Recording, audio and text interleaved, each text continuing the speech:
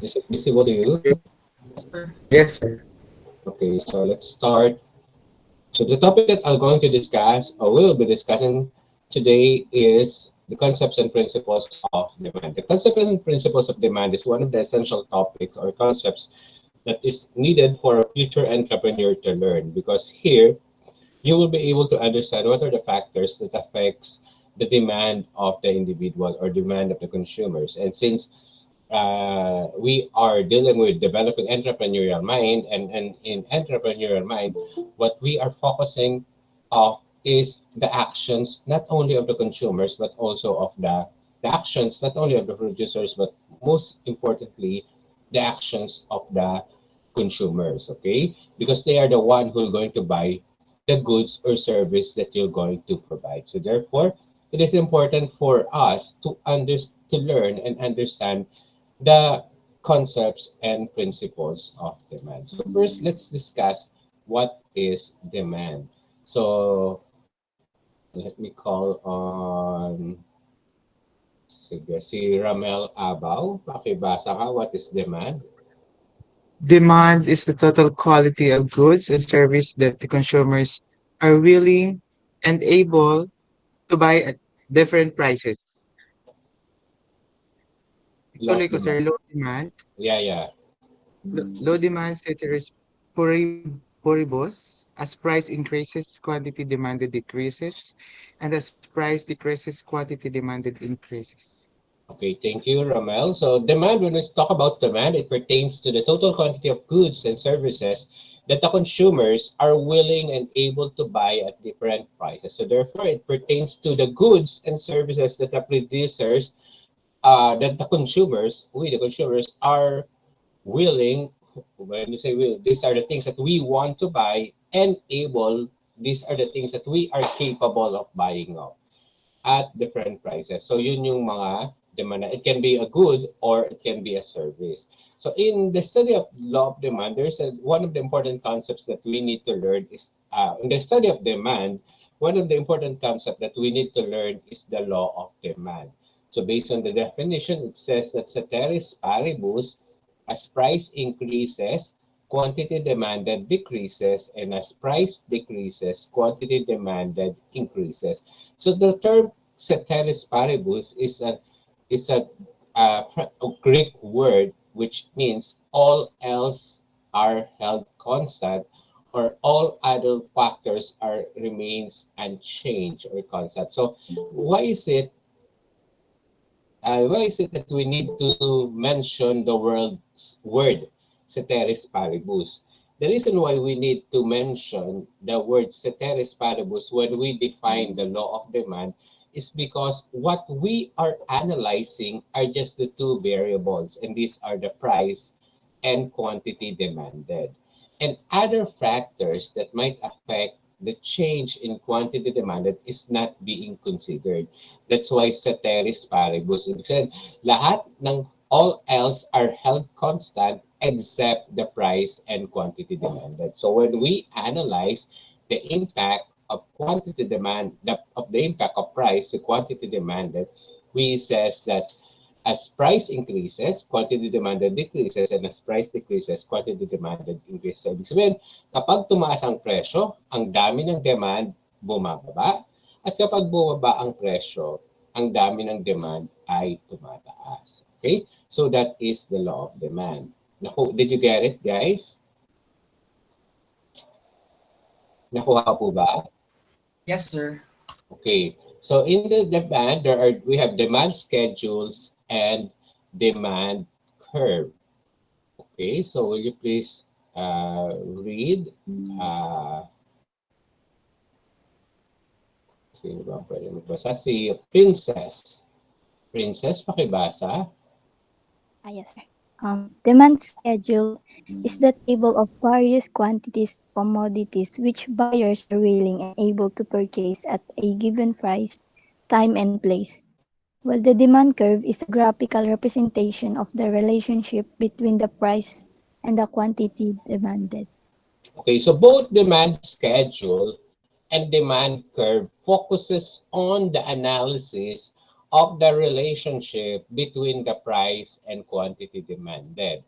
The only difference between the demand schedule and the demand curve is that the demand schedule shows the relationship between the price and quantity demanded by means of a table, while the demand curve shows the relationship between the price and quantity demanded by means of a graph.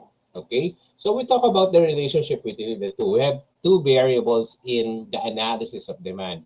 What are the two variables? Can you please give an exact? Can you please identify? Just raise your hands. What are the two variables in the demand schedule or law of demand and demand curve? Please, Jeremy. Sir, am I loud and clear? Yes, you are loud and clear. Sir, the first one is the price that the consumer are willing to pay, and the second is the quantity demanded of the consumer. Okay, so am I loud and clear, Jeremy, by the way? Yes po.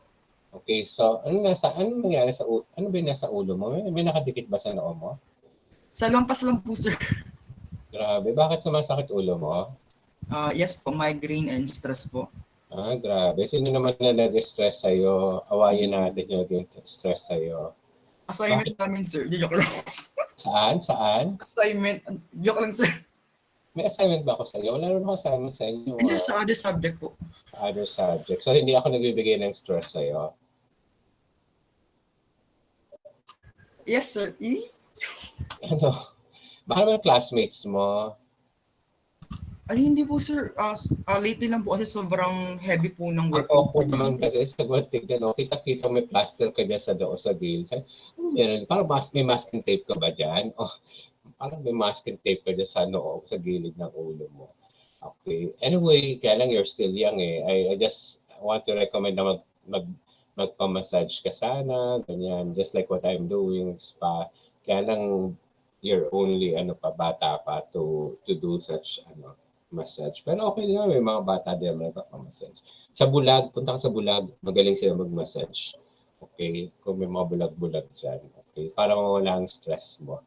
Okay? So anyway, yun, napansin ko lang kasi meron sa gilid ng ulo noon ni at meron siyang, baka kako hindi mo napansin na meron kang dyan, scotch tape. So anyway, you're correct, no? The two variables are the price and quantity demanded. So tuloy ko na, based on the two variables, we have the dependent and independent variables. Among the two, which do you think is the independent and dependent variable between the price and quantity demanded? Can you identify anyone from the group who knows the dependent and independent? Yes, Oliver. Hi, Oliver. How are you? Open yung cam. Open the cam. Camera lang may issue Yun lang ang may issue ba sa'yo? Oliver? Camera lang ba may issue sa'yo?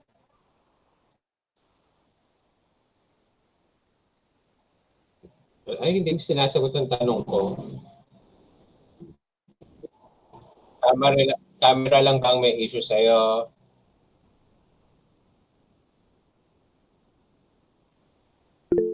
Yung pag-grade ko sa'yo, walang issue. Clear na sa'yo.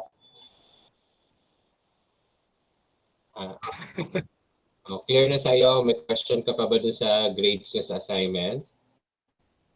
Maliwanag na. Di ba, next time? Okay, so i-explain ko lang din sa iba na Saan ko ba diniscuss sa'yo? Sa private message ko sa klase? Private. Ayan. So, para hindi sila magtaka, baka sabihin kasi nila kung ano pa nag-uusapan natin, dalawa Oliver. With your permission, explain ko na sa kanila. Okay. So, Oliver is also asking regarding the rubrics of yung assignment ninyo.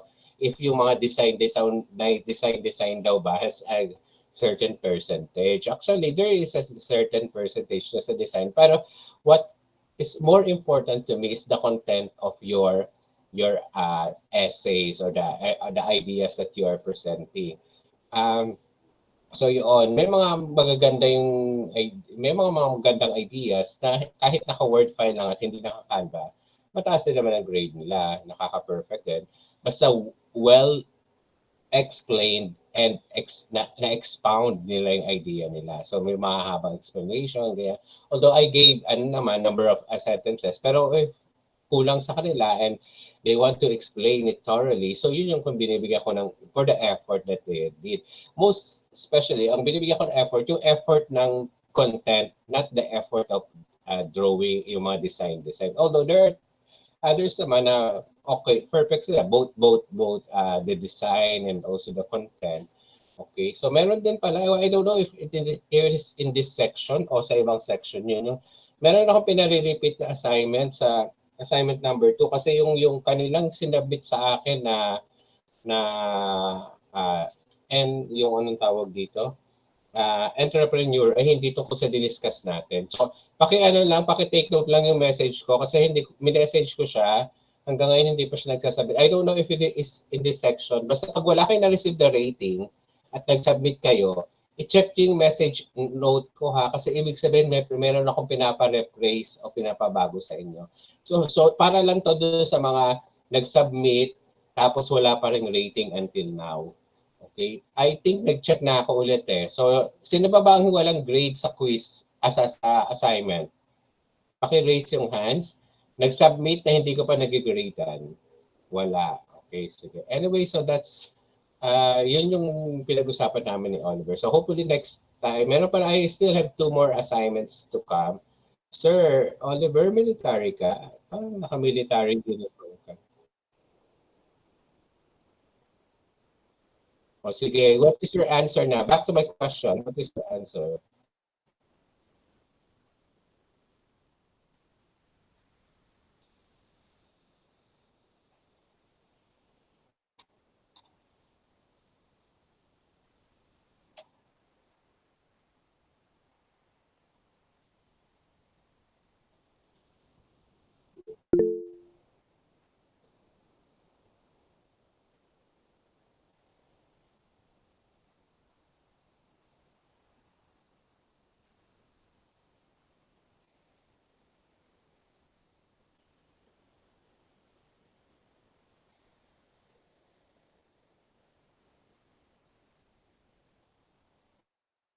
Okay.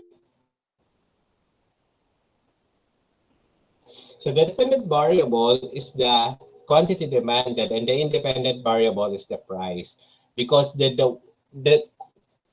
number of quantity that the goods or services that the consumer are willing and able to buy is dependent on the price. Yon. So that's why independent variables yung price at dependent variable ang quantity kasi nakarely yung quantity sa presyo. Kapag tumaas yung presyo, bababa ang demand. Pag bumaba ang presyo, tataas ang demand. So that is yung, so Oliver is correct. So therefore, the relationship between the two variables is known as what? Direct, indirect, in positive, negative, inverse, or proportional.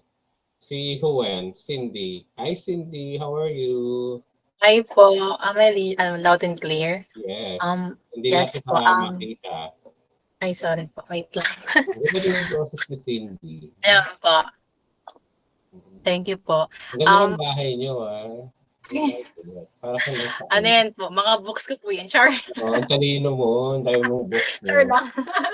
Wala ako libro sa Richard lang. Sa'yo, Opo. So, back to ayun. Wait lang, sir. Sige. Go. Okay. So, I think, sir, the relationship between that is direct relationship po. Kasi, if the price increases, am I correct? Wait lang. Mali, indirect pala. Kasi if the price increases, the demand decreases. Tama. And when the price decreases, the demand increases. So, it's indirect. Habang nagsasalita ka, ina-observe ko si Jeremy. Parang tuwan-tuwa siya sa sagot mo. Parang, masayang-masaya sa'yo, Cindy. Patay agad ang camera si Cindy. Jeremy, do you agree with the idea of Cindy? Yes, sir. But also, natuwa ka sa kanyang sagot. yes, sir. Gusto ko lang po Bakit? i-add, sir, but kasi po, other reference, sir, they call it indirect or other references po na tawag rin po siya na inverse proportion po. Okay. Kaya nga pinapili ko eh. So it can be indirect, it can be negative, or it can be inversely proportional. So the relationship between the price and quantity demanded, so Cindy and Jeremy is both correct. So the relationship between the price and quantity demanded is negatively related, or they are inversely related, or they are anong tawag dito? Vice Indirectly versa, sir. related. Indirectly. Hindi naman vice versa. Okay, so yun yung tatlong iba-iba lang ang tawag. Pero pare-pareho lang siya ng ibig sabihin. They are in opposite direction. Okay, so let's move on. So ano ba itsura ng demand curve at supply curve? So this is an example of the demand schedule, and this is an example of a demand curve. So when you say this is a demand schedule, it is a table that shows the relationship between the price and quantity demanded. As you can see at point A, the price is 1 peso and the quantity demanded is at 50. At point B, the price increases to 2 pesos and the quantity demanded declines to 40. At 3 pesos, the price increases to 3 and quantity demanded declines to 30. And at point D, price increases to 4 pesos and quantity demanded decreases to 20. And at point E, price is at 5 pesos, quantity is at 10. So as you can see, as the price of the product increases, quantity demanded decreases, which what we explained a while ago, which is the relationship between the price and quantity demanded. This time, this is a graph that shows the interpretation of this demand schedule through a graph. So at point A, the price is at 50 and the quantity is at 1. Okay, at price 1. Then at 1 pesos. Then at point B, quantity is at 40, price is 2 pesos. At point C, price is 3 pesos and quantity is 30. At point D, price is 4 pesos and quantity is at 20. And at point D, price is at 5 pesos and quantity is at 10 pesos. So as you can see, the relationship between the two is negative. That's why the slope of the curve is downward sloping curve. Okay? So now let's move on to the determinants of demand. When we say determinants of demand, these are the factors that affects the demand. Ito yung mga bagay-bagay na nakaka-apekto sa demand na importante malaman nyo if you're going to start investing in a certain business. So let me call on Patricia. Patricia? Determinants of demand. Paki-open yung card. Sorry po. Determinants of demand causes the change in quantity demanded, leads to movement along the demand curve. Number 2, non-price determinant of demand causes the changes in demand, leads to the shift in the demand curve. Okay. So we have the two major factors. When we say determinants, these are factors that affects demand. We have the price determinants of demand and the non-price determinants of demand. So when we say price determinants of demand, the reason why there's a change in demand is because of the price. While the non-price determinants of demand, the reason why there's a decrease or increase or decrease in the number of demand is not because of the price, but because of the other factors, which we will be discussing later on. So when we say price determinant, it causes the change in quantity demanded. It leads to the movement along the demand curve. When we say non-price determinant of demand, it causes the change in the whole demand and lead to the shift in the demand curve. So how is that so? So ito yung example ng price determinants of demand. As you can see at point A, this is point A, price is at P1 and quantity is at Q2. The point moves to point B and the price increases to P2 and quantity decreases to P1. So therefore, as you can see, as the price of the product increases from point 1 to point 2, from P1 to P2, quantity demanded decreases from Q1 to Q2, which causes the movement along the demand curve from point A to point B. So gumalaw lang siya sa isang linya ng demand curve. Ito ang example ng graph na nagpapakita ng decrease in quantity demanded. On the other hand, this is an example of the graph that shows an increase in quantity demanded. Kanina, decrease in quantity demanded. This time, an increase in quantity demanded. As you can see, this is point A. So at point A, price is at P2 and quantity is at Q1. When the price decreases to P1, quantity demanded increases to Q2. So as you can see, as the price of the product decreases, quantity demanded increases, and the point moves from point A to point B, it moves along the demand curve. Hindi siya lumipat o nagbago. So paano naman yung shift of the demand curve? So nagkakaroon ng shift of the demand curve if there are non-price determinants of demands. So what are the different non-price of determinants of demand? Will you please read Mark Shane? Hi Mark. Hello po. Andiyan ba si Mark? Hi, good afternoon Mark. Good afternoon Mark. Narinig mo ako? Hindi ko sasalita. Hello po, rinig po. Ayan, rinig ka na. So please read, Mark. 9 price determinant of demand. Number 1 is income. 2, population. 3, taste and preferences. 4, expectations and future price. 5, prices of related goods. 6, price of the substitute goods. 7, expectation of future income. 8 is seasonality. Okay, thank you, Mark. So here are the non-price determinants of demand, which means that these are the other factors that affects the increase or decrease in demand, which is not price. So ito yung mga bagay na nakakaapekto sa demand, na nakakapagpataas o nakakapagpababa ng demand na hindi dahil sa presyo. Kasi kala natin kapag nagbabago lang yung presyo, doon lang nagbabago ang demand. Hindi lang ang presyo ng produkto ang dahilan kung bakit nagbabago ang demand, kundi itong mga ibang factor na to. At mahalaga itong malaman ninyo para pag naging negosyo, halimbawa si Jeremy, ano nga ulit yung negosyo mo? Noon po, sir. Hindi, bukas. Hindi, anong may dati ka na bang negosyo? Investment lang po.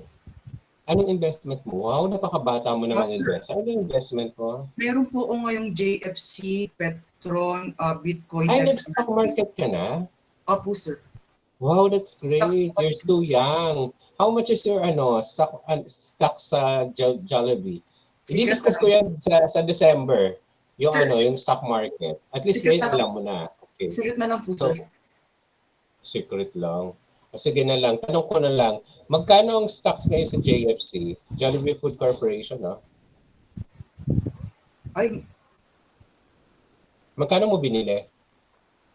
noon, sir, nung pandemic is 106 per stocks. 106. Pero ngayon nasa 200 na, no? Opo. Wow! So, ang laki na ng kinita mo. Almost double. Yes, sir. Wow, sayang sana pula bumili ko. Hindi ako nakabili. Bukod sa Jollibee, magkano? Ano pa binili mo? So si Jeremy ngayon ay stockholder na ng Jollibee. Sa Jollibee, inyo. Petron, Ano? sir. Bitcoin, Petron. XRP. Petron, tsaka? XRP po, crypto. Crypto. So hindi siya stock market. Hindi po. Okay, so ang sa stock market mo lang ay Jollibee tsaka Petron. Opo. At yan dalawang yan kumikita ngayon, alam ko. At Yes, sir. mayaman ka na. Hindi, Swerte naman ang magiging girlfriend ni Jeremy. Marami ng pera ito sa stock market. pero sir, Didiscuss natin yan sa December. Ituturo ko yan sa December yung stock market. Oo. So alam ko. 18 years old ka na, no? kaka-19 Ilan taon ka lang na? po. Kaka-19. Oo. Kasi 18 years old ang dapat, di ba? Opo, sir. Mag-stock. 18 dapat. 18 and Opo. above. Pero sir, nag-start po ako ng 15.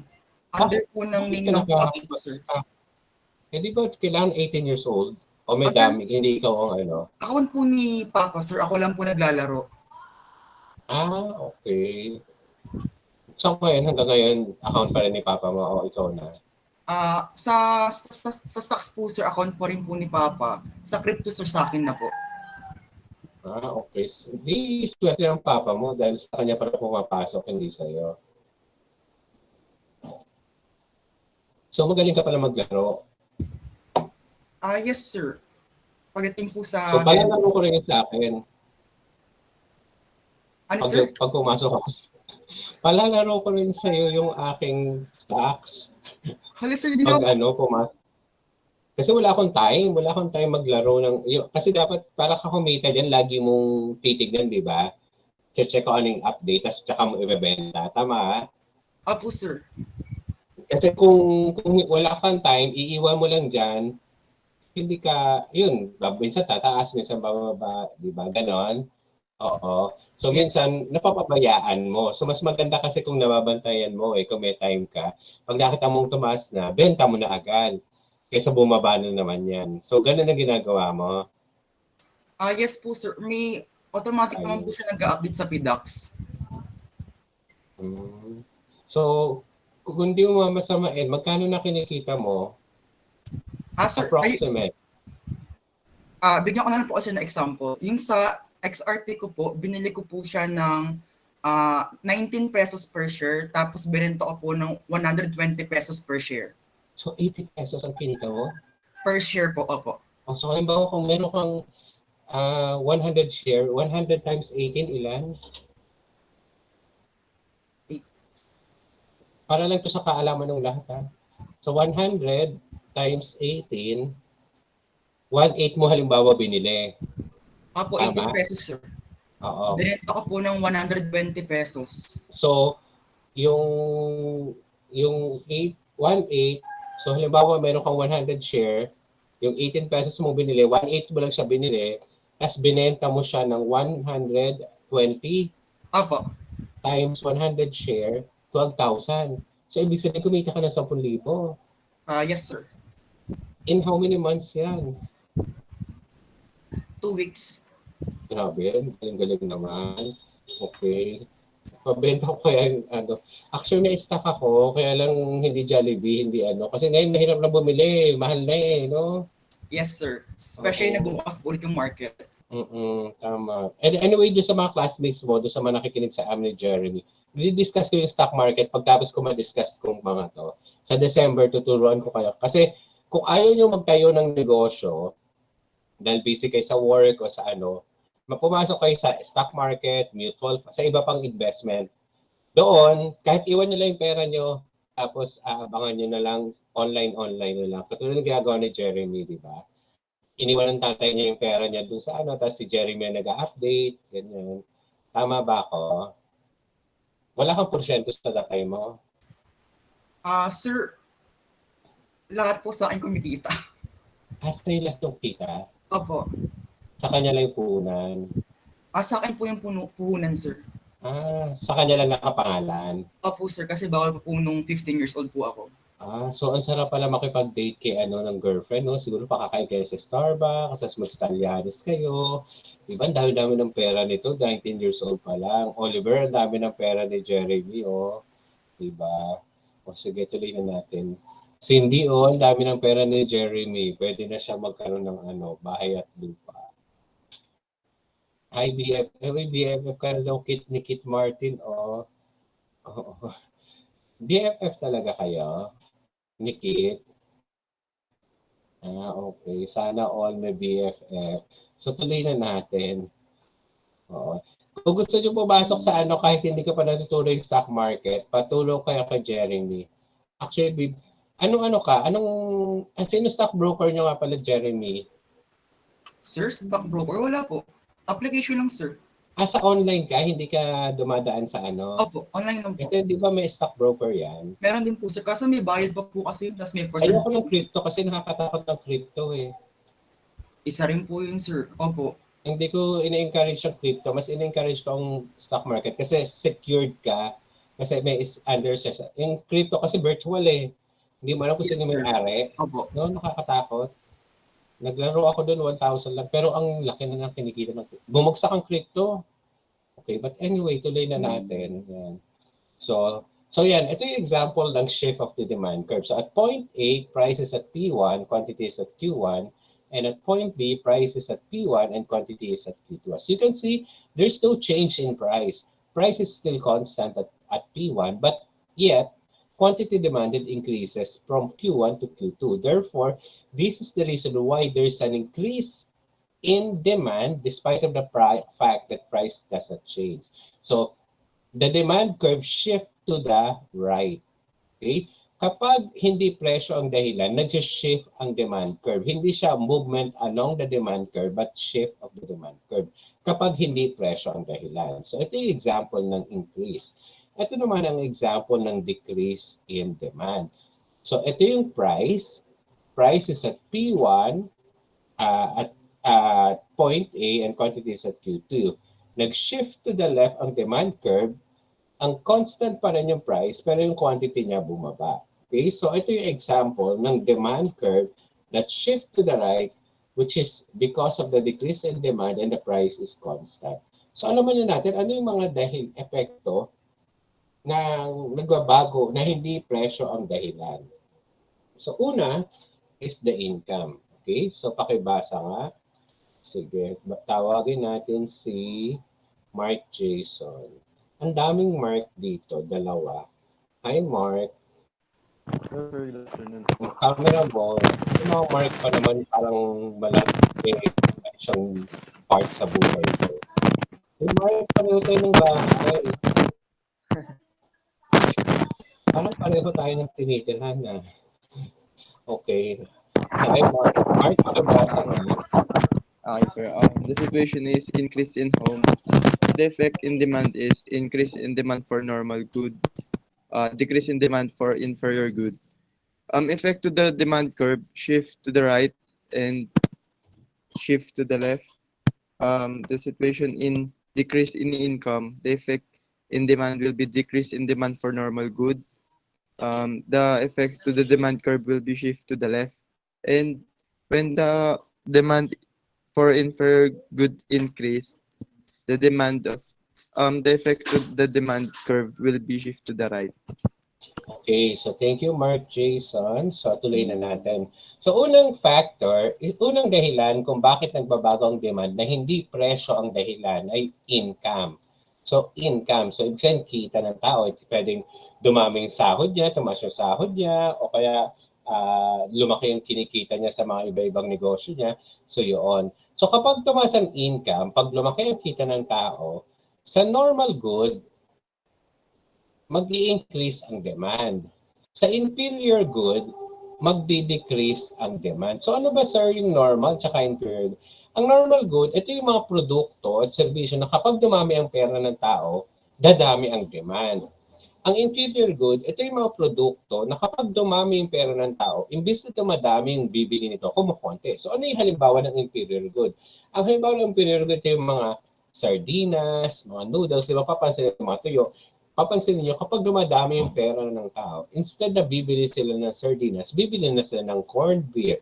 Kung instead na bibili sila ng noodles, kakain na sila sa mga Italiano.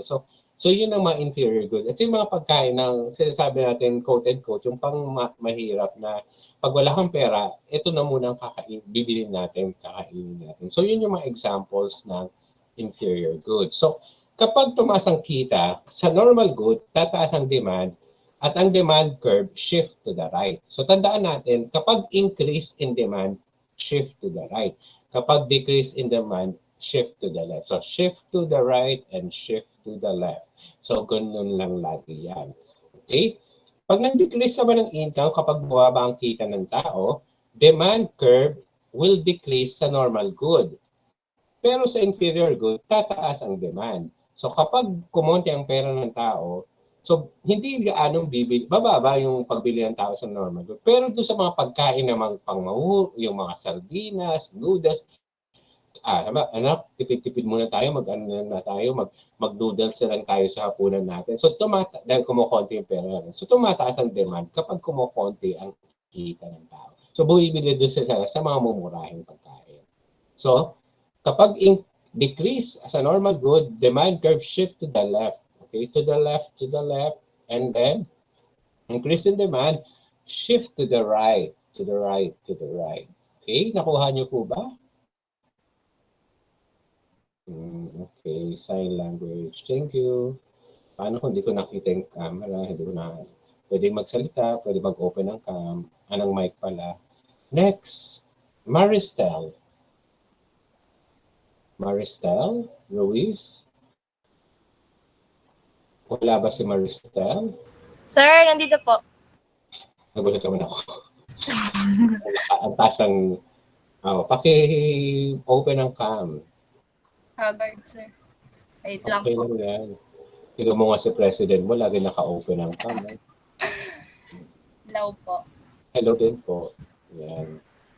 Ang ganda lang na, Increase in population, increase in demand, shift to the right. Decrease in population, decrease in demand, shift to the left. Increase in the price of the complementary goods, decrease in the demand for the other good, shift to the left. Decrease in the price of the complementary good, increase in the demand for the other good, shift to the right. Okay, so una muna natin discuss yung population. So basically, sa population, kapag dumadami yung tao, tumataas ang demand. Kapag kumukonti ang tao, kumukonti ang demand. So ano halimbawa nito? Katulad yung before the COVID pandemic, di ba? Hindi naman tayo mahilig bumili ng vitamin C, di ba? E nung nagkaroon ng pandemic, sabi ng mga tao, sabi ng doktor, kailangan natin i-increase ang immune system natin. Bili tayo ng vitamin C with zinc. So with that, with an increase in the number of people demanding for vitamin C, tumaas ang demand sa vitamin C. Dumating time na halos nagkakaubusan na wala ka nang mabiling vitamin C with zinc, di ba? So, yun yung example. Kapag dumaming populasyon, dumaming nagkakasakit. Nung January, di ba, nagkaroon ng pandemic na yung Omicron na ang daming nilalagat. So, naubusan halos ng paracetamol, yung Biogesic, di ba? So halos actually that was during the time na nagka-COVID kami buong pamilya dito. So halos wala na rin kami mabiling gamot noon. Buti na lang hindi tumaas ang matindi yung aming fever. Ang mild lang naman siya. Pero talaga kinabahan kami. Wala na kami mabiling gamot, di ba? So yun yung January this year. So hopefully sana hindi na maulit yung hopefully maging tuloy-tuloy na tayo. So yun yung population. Ang complementary goods naman, when you say complementary goods, these are goods that goes together. Ito yung magka-partner. Okay, parang mag-love life sila. Kailangan ng isang isa. Di ba, Jeremy? Kailangan mo siya at kailangan ka niya. Kaya kayong dalawa ay laging magkasama. Yan ang complementary goods. So, sir, ano bang example ng complementary goods? Ang halimbawa nito yung coffee and creamer. Di ba? Kailangan ng kape ang creamer. Halimbawa din ito, Jeremy. Natutuwa ka, Jeremy. Yung mukha niya talaga nag-reaction. Halimbawa nito ay yung cellphone and SIM card. Complementary siya, di ba? So, meron ka ba namang magsa-cellphone ka ba naman na wala kang SIM card? Although meron ibang tao nag-SIM card, di ba? So, complement din siya. So, tandaan niyo, yung complementary goods, ito yung mga produkto na magka-partner. Okay? Katulad, kumbaga sa pag-ibig, Jeremy, ito yung ka-partner mo sa buhay na kailangan mo siya at kailangan ka niya. Hindi mo kaya makapag-isa nang wala siya. Okay? Although yung kape, pwede mag-isa siya. Kaya kailangan mo din sugar, di ba? Yung SIM, hindi naman pwedeng SIM lang siya. Kailangan mo ng kapartner ng cellphone. Di ba? O meron din namang ibang estudyante, nakikisaksak ng SIM, di ba? O kaya meron namang ibang estudyante, wala siyang SIM, cellphone lang, nakikidata na lahat. Hindi pala data, kailangan may SIM kapag data, no? So, hindi pwede mag-survive pa lang cellphone. Pero sa anong estudyante ko, pwede daw ba? So, anyway, tuloy na natin. So, anong kaugnayan ng complementary goods sa price? So, kapag daw tumaas yung price ng complementary goods, ano mangyayari sa demand ng kapartner niya? Okay? So, sabi dito, kapag tumaas ang presyo ng demand, ng isang good, ang demand doon sa isang kapartner niya bababa. Bakit bababa? So, halimbawa, Jeremy, tumaas ang presyo ng kape. Ano mangyayari, Jeremy, sa demand ng kape? Demand ng kape. Sir, demand ng creamer. Kape ang tanong ko. Sir, pag tumaas po yung presyo ng kape, bababa po yung demand ng kape, sir. Kape. So ano ngayon ang mangyayari sa demand ng creamer na kapartner ni kape? Tama. Bababa rin po yung demand, sir. Bababa, correct. That's why, ang nakalagay dyan, if there's an increase in the price of the complementary good, there will be a decrease in the price of the other good. So kapag tumaas ang presyo ng isang good, yung kapartner ng good, bababa yung demand. Kasi tumaas ang presyo nito, bababa ang demand dito. So doon sa partner niya, bababa din. Siyempre, di ba? Alam nga naman, mag-creamer ka without coffee, di ba? So, siyempre, hindi mo pwede yun. Ganun din, pag tumaas ang presyo ng cellphone, okay? Tumaas ang presyo ng cellphone, bababa ang demand sa cellphone, bababa din ang demand sa SIM. Pero kapag bumaba ang presyo ng cellphone, siyempre, dadami ang gustong bumili ng SIM. Dahil kailangan nila ng SIM card, di ba? Tataas ang demand. So pag bumaba ang presyo ng cellphone, tataas ang demand sa cellphone, tataas ang demand sa kapartner niya. Okay? Kasi kailangan ng kapartner niya yung isa. So, kung ano yung nangyayari doon sa isa, diba, yun din ang mangyayari sa kapartner niya. Affected siya. Kung nasaktan yung isa, masasaktan din yung isa. Tama ba? O, tawa ka ng tawa dyan, Jeremy. Parang relate ka sa mga ano ko. Oo. Sige, tuloy na natin. So, ay naalala ko tuloy, speaking of relate sa mga love story, napapanood nyo ba yung startup.ph? Yung kay Bea at kay Alden, tuwing everyday sa gabi. Panoorin nyo. Okay? Kasi ano siya, tungkol siya sa entrep. May mga terms na dinidiscuss doon habang nagdi-discuss yung biglang papasok ng term. Hindi okay, drama siya before na ni-revive ni Bea Alonso at ni Alden Richard sa Channel 7. Startup.ph. Startup siya sa Korean, pero ngayon startup.ph sa Philippines na siya. So tungkol siya sa entrep, may mga pinag-uusapan doon yung kung paano mag-start ng negosyo, ganyan. May mga habang nagpapalabas siya doon, bine-mention yung mga terms about entrepreneurial. So wala kaming TV.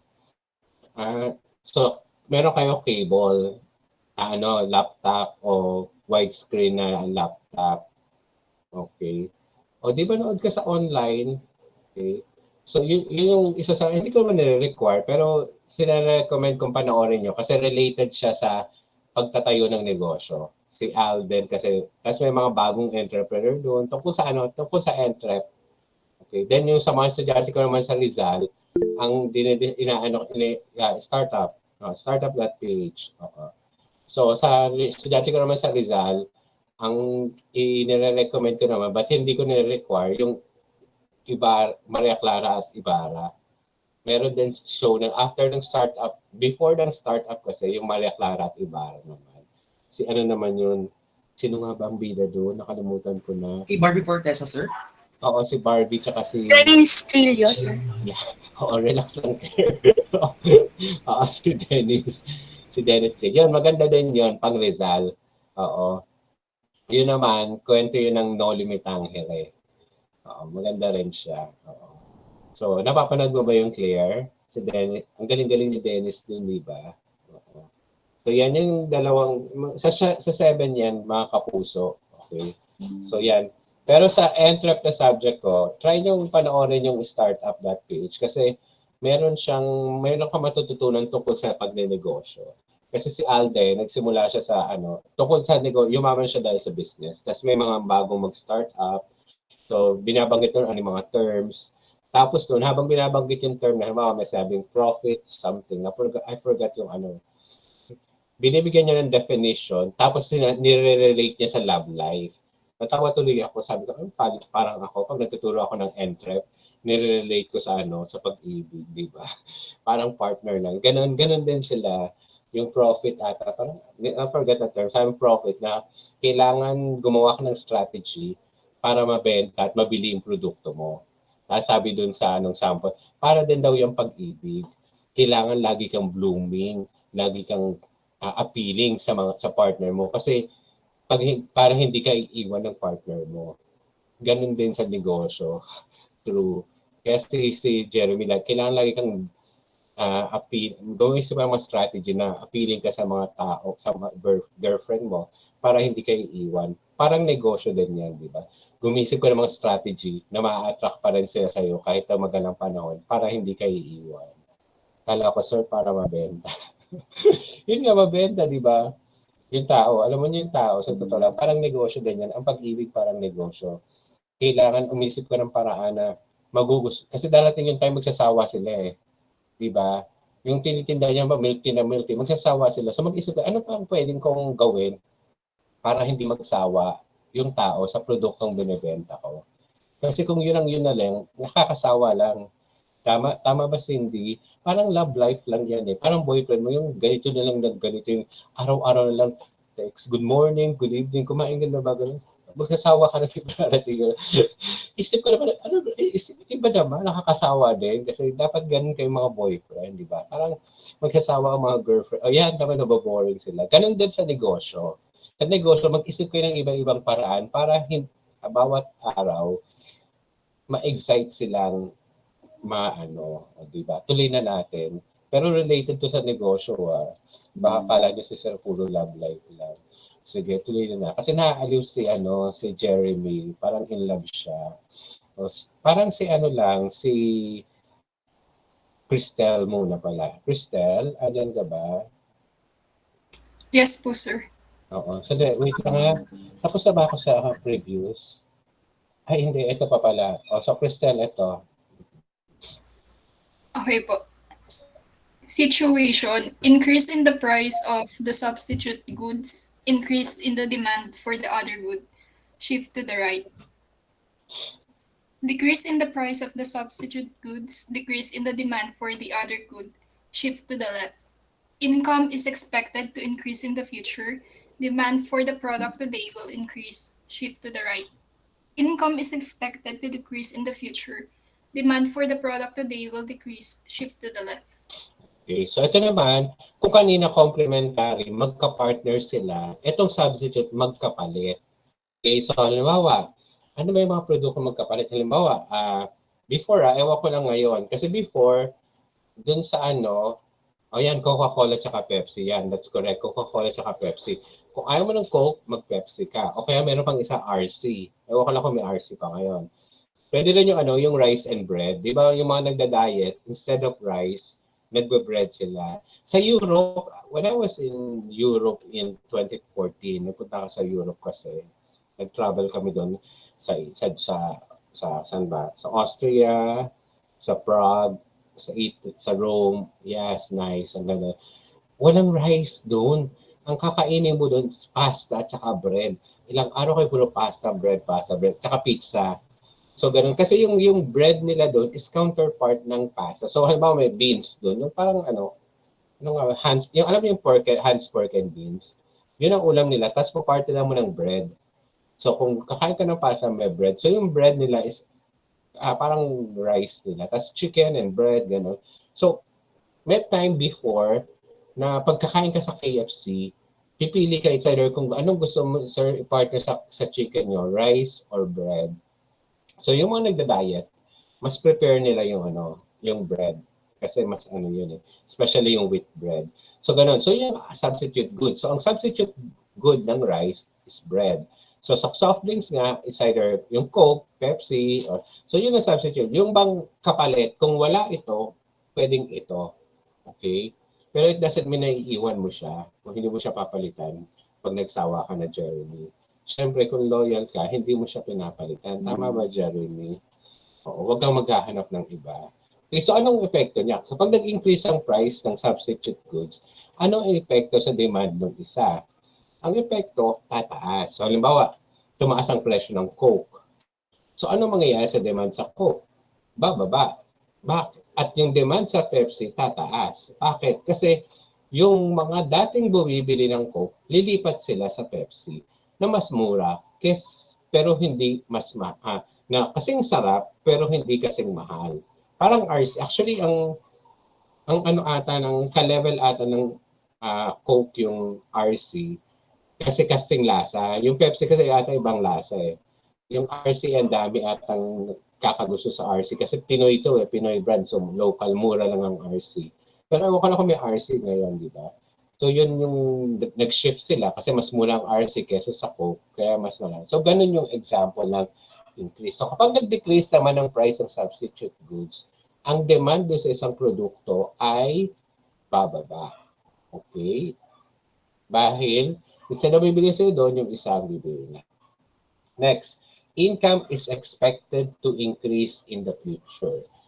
Kapag inaasahan mo na tataas ang kita mo, ang demand sa ngayon ay bababa. Bakit?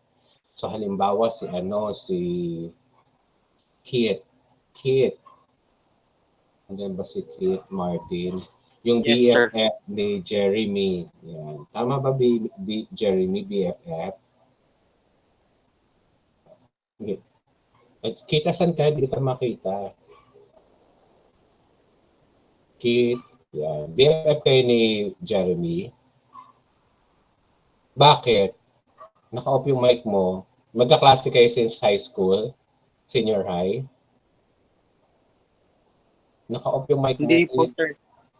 Eh, paano kayo naging best friend? O sige na nga, tatanungin ko na lang sa... Halimbawa, Kit, ang baon mo sa isang araw ay 500. Yan. Tapos, sabi ng nanay mo, gagawin natin 800 a day. Anong gagawin mo sa pagbili mo ng produkto at serbisyo? Tataas ba o bababa? Kit, hindi kita makita. Nakikita ko lang yung bahay niyo. O yan. Sir, sorry po, sir. Nag-choppy po. Sabi ko, halimbawa ang baon mo ngayon 500 a day. Tapos sabi ng nanay mo gagawin 800 a day. Ano mangyayari sa demand mo sa pagbili mo ng mga produkto at serbisyo? Tataas ba bababa? Tataas po, sir. Bakit tataas?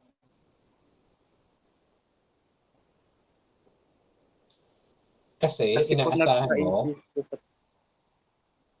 okay, sige, tuloy ko na ha, o ako na lang.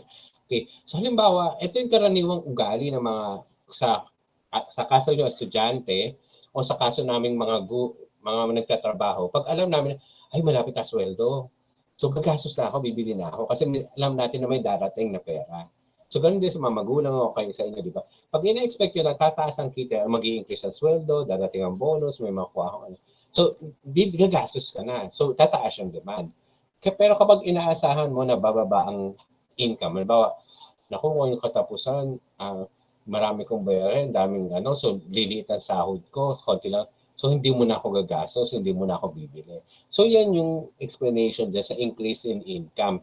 Kapag ina-expect mo na magkakapera ka, tataas ang demand kasi gagastos ka na eh.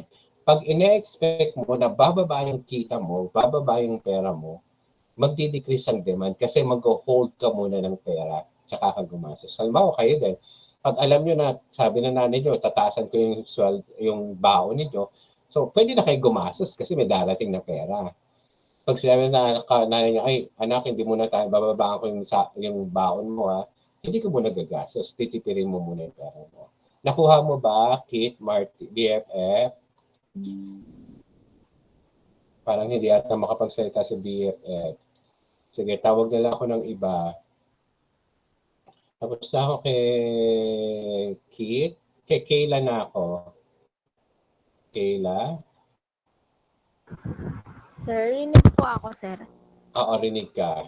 Okay, sige. Nasaan ka? Parang nasa province ka. Nasa sala po, sir. Ba't parang Open puno-puno? space lang po. Ano po, open space po kasi yung sala namin. Hindi yan province. Hindi po. Dito lang po sa Makati. May mga puno-puno pa rin pala sa Makati. Kala ko mga building lang. Opo, puno ng mangga po. Talaga, may manggang bunga yan.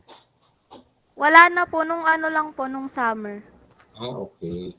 Sige, pakibasa. Situation. Price of the product is expected to increase. Demand for the product today will increase. Shift to the right. Price of the product is expected to decrease. Demand for the product today will decrease. Shift to the left. Increase in taste and preference on the product. Increase in demand. Shift to the right. Decrease in taste and preference on the product, decrease in demand, shift to the left. On season, increase in demand, shift to the right. Off season, decrease in demand, shift to the left.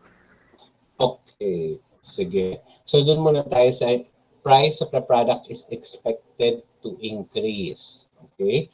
So halimbawa, ang classic and common example nito ay yung gas. Oh, yan. Sabi nga ni Jeremy, yung gasoline, sir. Meron ka bang kotse, Jeremy, o meron kang motor? Both po. Ay, ang ikaw na, nahiya naman ako. Sana all. Diba? Na-indirect niya.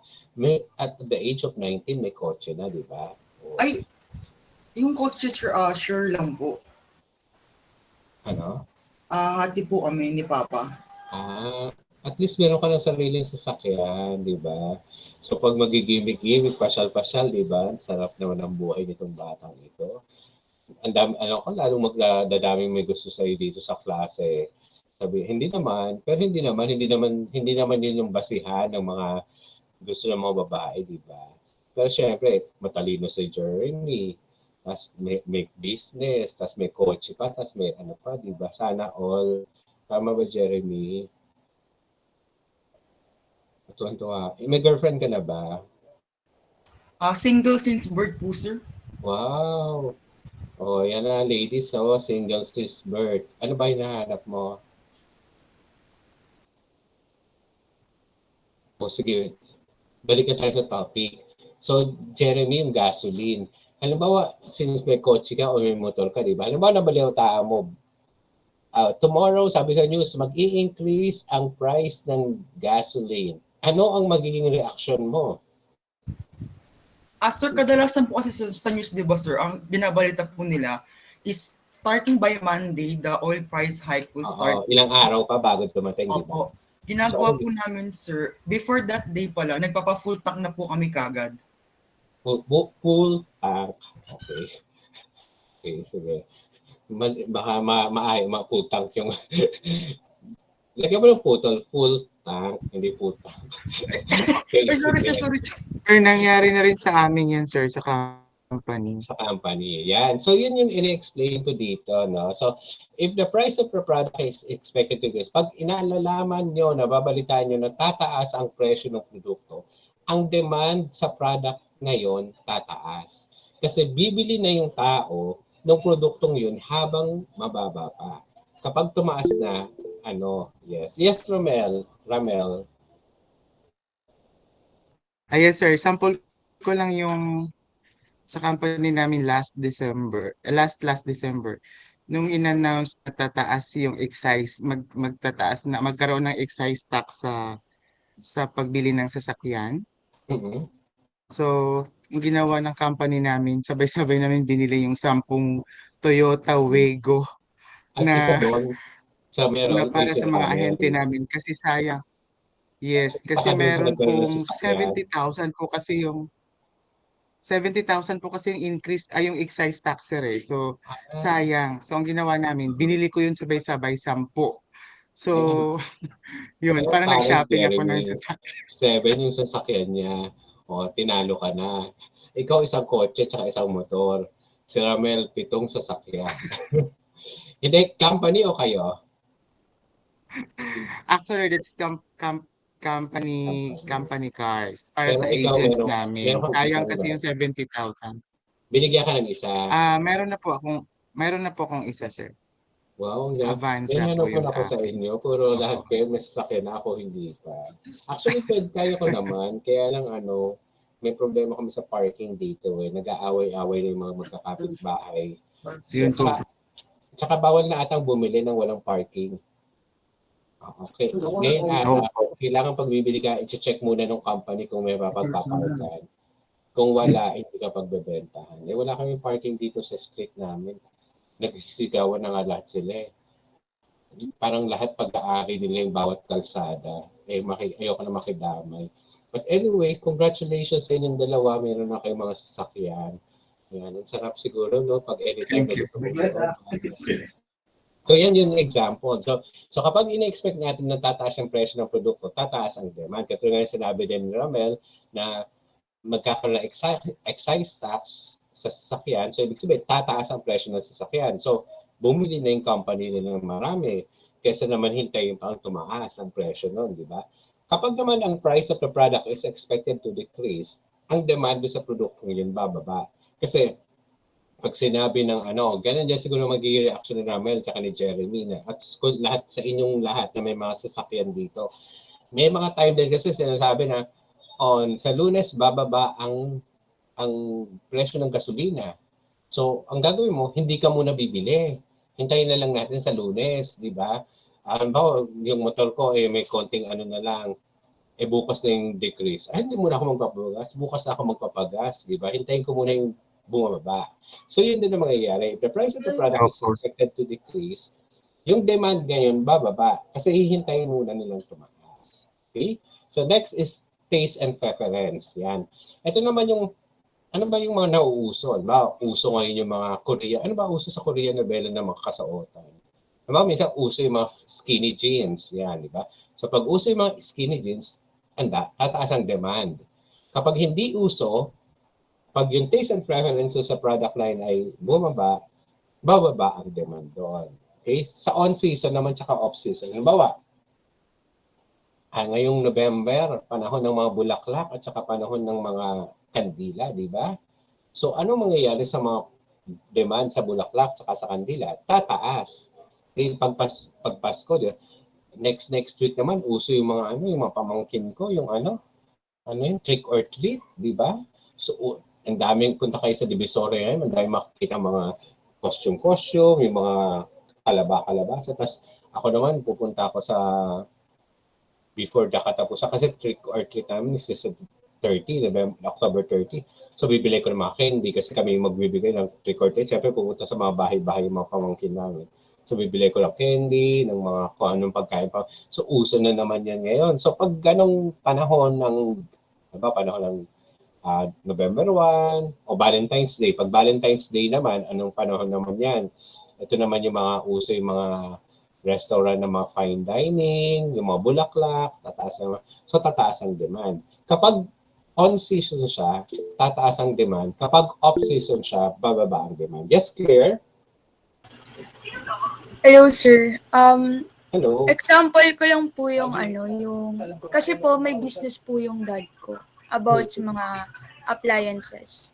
Tapos po, nung bare months last year, October ako nag-sell ng mga aircons. Ayun, ang dami pong mga bumili ng aircon nung time na bare months. Kasi mas mura yung price ng aircon kapag malamig. Kapag po mainit yung panahon, mas mahal po yung price ng Kasi pag bare month, mababa ang demand dahil sa hindi Yes, sir. gaano binibili. Tsaka sir, may 13-month pay po kasi. Tsaka yung mga din, halimbawa yung tag-ulan. Pag tag-ulan, mataas yung, parang ba summer? Pag summer, mataas ang presyo ng mga swimsuit tsaka swimming trunks, di ba? Pero bumili ka ng, raincoat, pag tag-ulan naman siya, bumili ka ng hindi panahon niya, mababa yung presyo niya. Kasi hindi siya, in demand yung mga product na yun. Okay? So ito yung mga factors. I think that will be the last. Okay? So ito yung mga factors, tama yun na nakaka-apekto na dapat natin maintindihan kapag tayo ay nagbebenta ng produkto at serbisyo. Na we should be conscious of those things. Okay? So sige. Okay, so that is the last topic that we're going to discuss before our quiz next week. So next week, magki-quiz tayo. Pero sige, bago tayo mag-quiz, magbibigay lang ako ng sample question. Sige. Wait lang ha.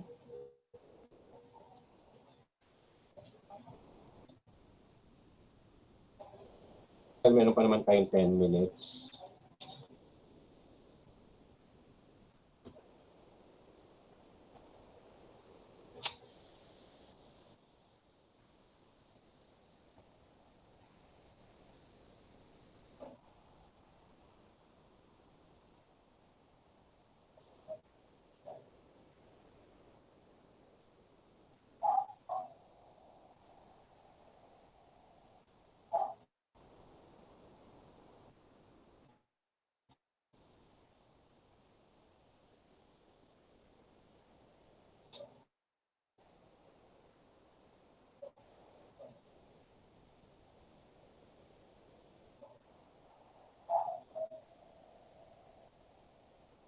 Ay, hindi pa pala dito. So, equilibrium price pa pala yun.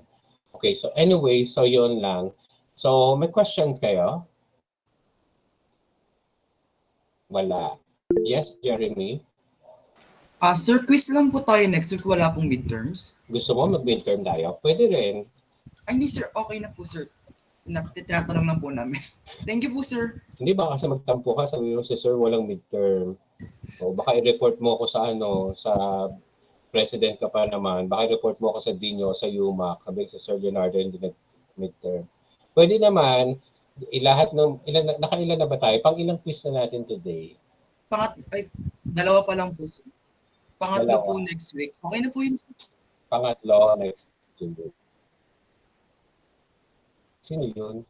Si Oliver. Okay na po yun sir. Okay. So, meron pa naman akong tatlong, so pangalawa pa lang pala quiz natin. So, pangatlo pa lang pala ngayon. Okay. Wait, let me check lang Ay. Ang quiz nyo ay 40 items next week. Okay, let me check kung ilang. So, wait lang ha. May time pa naman tayo, maaga pa. So, check ko lang kung ilang. Nagawa ko na hindi pa tapos. Nakaka 30 items pa lang ako Meron pa akong 10 items na gagawin sa quiz. So, check ko lang kung yan. Okay. So, ang quiz yun next week, hindi tayo magkaklase, just like what we did previously. So, magkikita lang tayo sa Monday para mag-quiz kayo. Okay? So, ang quiz is 40 items pala. 30 pa lang yun ang gagawa ko, pero kulang pa kasi meron pa akong gagawin sa economic system.